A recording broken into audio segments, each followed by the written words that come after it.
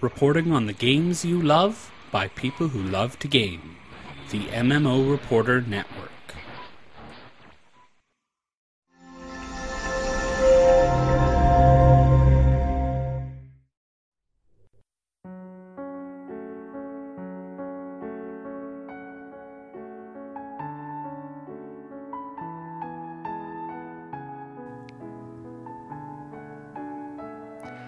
Castles, knights in armor, dragons. You'd be forgiven to think Dragon's Prophet is yet another fantasy MMO. But according to Runewaker and publisher Infernum, that is actually the point. Dragon's Prophet harkens back to old school favorites like Dark Age of Camelot and, interestingly, Ultima Online. Open world player housing and free-for-all PvP are an important part of this game. But the absolute stars of the show are the dragons. Collecting them will build out your character similar to the way souls deck out your class in Rift. Like in Rift, 4 main classes decide on your playstyle, but thanks to the equipped dragons, your role in combat is up to you. We talked to Tony Tang, co-founder of Runewaker, and asked him to tell us more about this intriguing new free-to-play fantasy MMO. Mr. Tang, you are one of the co-founders of Runewaker. Yes, I've been there for a long time. Yeah, a long time? A long time. When was the company founded? The company was founded in 2004. 2004. So that's 9 years ago. 9 years ago. And you're also responsible for Runes of Magic? Yes, we also did that as well. That was our first product. First product. That's right. That's been very successful in Europe as well. It did pretty well. Could be better? Not too bad. What would be... so this is your second large game that you're bringing out. Second large game. And is it been out in Asia already? The fact is, our closed beta for Taiwan started yesterday. Yesterday? Yes. So is the Asian version and the European version developed in parallel? Yeah, it's basically the same version, but just with different language. So you can see it in their own language, so to speak. Yeah. Does that mean that tastes in Asia have changed? Because it seems that this game is more suited to a Western taste than... along our lines, we also make games that are more Western, like Runes of Magic. Our style is also more Western. And that's something that I think we are accustomed to. So we continue with that in Dragon's Prophet. I think something that's more Westernized. But I wouldn't say Westernized because this art style is getting more popular globally as a whole. I mean, we see things coming out from Korea that's also similar. So yes, the art style we have is actually more of a global acceptance level. It's more acceptable globally. From your presentation, I gather that you don't want to change things, but you want to make them better. That seems to be the philosophy. We don't want to invent something new because new doesn't mean better. But we want to improve upon what already works and make it more fun. That's our main idea. Obviously, if it's something new we could use, we could invent, and it's fun, we would probably do it. But right now, there's no need to create a new fighting style. The old one works perfectly. What would you say are the key improvements that you made to the general MMO concept in Dragon's Prophet? Wow. Key improvements. Okay, so graphics aside, I think basically we made what we know from Runes of Magic even better. So we offered things like housing, much more detail in real time, where players see it happening. We offered obviously weather, day and night cycles. That's also very detailed as well. Questing, I think we know a lot of quests. It's very repetitive. We know there are games where they offer it's kind of variety where you don't get bored. We also do that as well in our public encounters. It offers players a change in the pace, so to speak. The players engage in the area and the quest starts. And there are many levels, and not levels, many stages to this public event. Is this something like public quests, like the events in Guild Wars? Exactly. So basically we use that as well. I mean, it's a nice mixture of everything. It's not only one type all the way through, because that would be boring. It's a very nice mixture of everything. So you have the dynamic events in the game. Can you tell us something about the story, about the world that this game is set in? Okay, so I'll give the brief version. Sure. The story might... It's probably a 10,000 year history. It might take some time. So the basic idea is actually, initially, a group of elder dragons came to this void of a space, and their leader created the world by his powers. And in the world, we start creating life, creating oceans, mountains, lakes, rivers, and started to create life to fill the world, to accompany them, to live there, so don't feel so lonely. And through the ages, he's getting older and tired. Before he died, he passed his powers on to his two closest friends, a silver dragon and a black dragon. The silver dragon obtained the power of wisdom. With all his wisdom is passed on to the silver dragon. While the strength, the ability to create life, is passed on to the black dragon. And he asked these two, please, look after this world that we created together. And then he passed away. And then when he passed away, the black dragon consumed the corpse of this leader and used that power to create the first human beings, which is the player's race. So that's the beginning.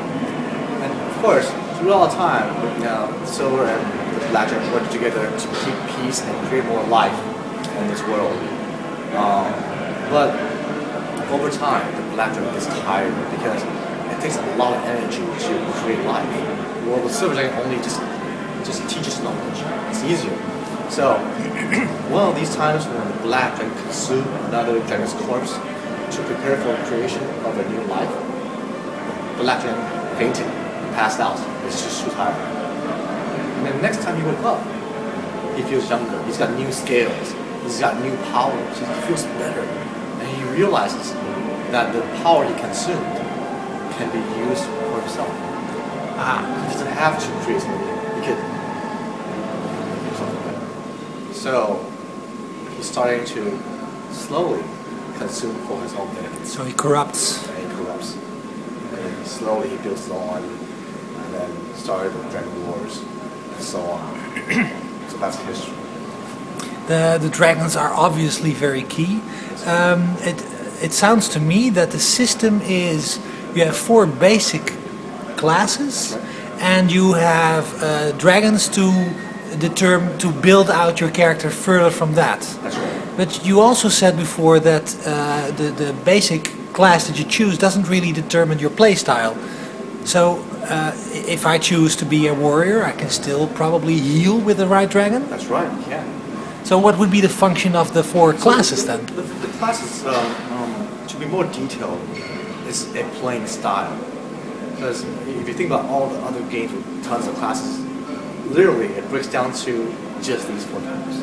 Close combat, ranged, magical, and a hybrid of sorts. There's only 4 types. Everything else is just another degree of variation of that. So we kept it to 4 types of battle mechanics, basically. And we made it all DPS based, so they all deal damage the same way. It's not like the mage will deal less damage, or maybe the orc will deal less damage. They deal the same amount of damage. So that being said, we leave really the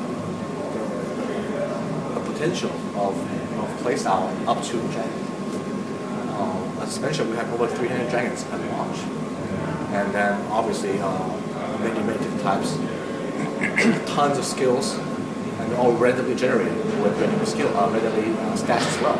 So from that alone, you can see players can really change their playing style by just having a dragon with different skills.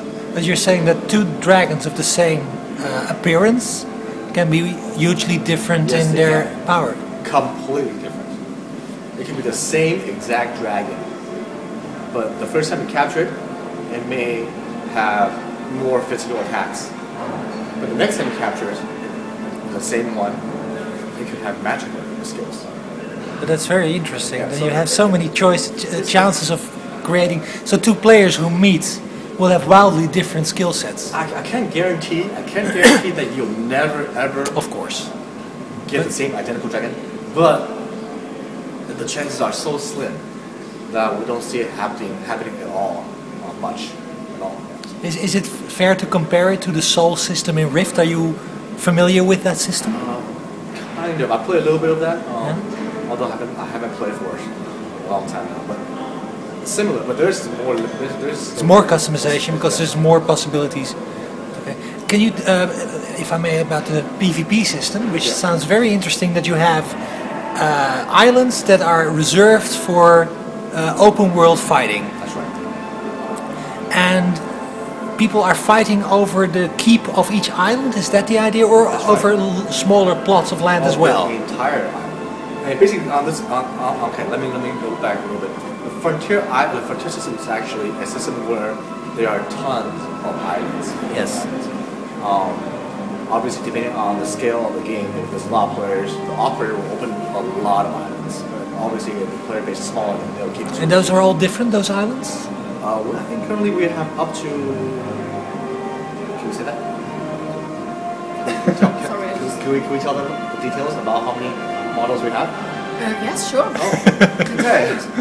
So currently we actually have, I think, nine different models of islands, Right. the landscape and everything. And there will be more as we continue with the game, of course. So the operator then can open, as many as they like, or as few as they like, to keep the conflict going. Sure. Is it? This wasn't very clear to me. Those islands, are they part of the actual world that you can, for example, fly there, or do you have to select? I have to go now to the PvP server Okay, side. so I have to explain this. Technically, it is one world. Yes. So our engine is built that it is one world. So there is on the map, you can see the floating islands as well. On the map it's more of an illustration. Yes, sure. But on the real technical part, the islands are actually in the same world. But there are two reasons why players can't get to them by the dragons. One, it takes much time. I think our settings is that if you fly, it might take 4 or 5 days to reach a height of islands. The other part we did is because we don't want players to get lost in the middle of nowhere. So we put in a upper boundary of flight. So we don't have, I'm lost and I don't know where, I can't get back.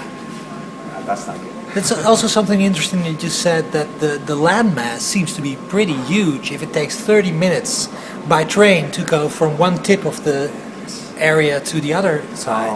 The current size of one zone in Dragon's Prophet is at least twice as big as Rune's Magic Zones. Wow. The smaller zones. The smaller Dragon Prophet zones are at least twice as big, and some even larger. So we're rolling out, I think, six zones for closed beta or 5. I'm not sure. 6. Yeah, so we're rolling out 5 or 6 in closed beta. Yeah. Each of them are roughly 2 to 3 times as large. So it's roughly 12 to 15 zones. Rules magic zones. So that's at least twice, 3 times bigger than what we have for rules magic in Washington. Something else that was interesting to me is that you talked about clouds having actual volume.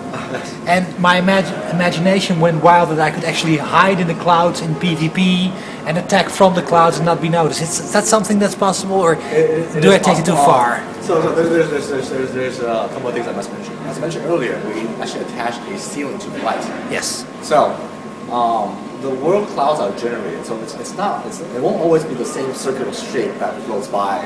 It's actually just random. Procedurally generated. Yeah, basically. Yeah. So unless the server generates a cloud low enough, usually you can't find the island. But if we remove the limit, yes, you can actually fly through the clouds and you'll slowly fade out because as you get deeper in the cloud. It would be so cool that would be actually tactical possibilities to use the clouds to your advantage. I cannot say too much, but that's a cool idea to have for aerial combat. Yes. Just I can leave it there. But you're not allowed to say about that anything about that. I'm not. I shouldn't say too much. Okay. But it sounds pretty cool. It's absolutely. Sounds I pretty hope you're working on that secretly. Maybe.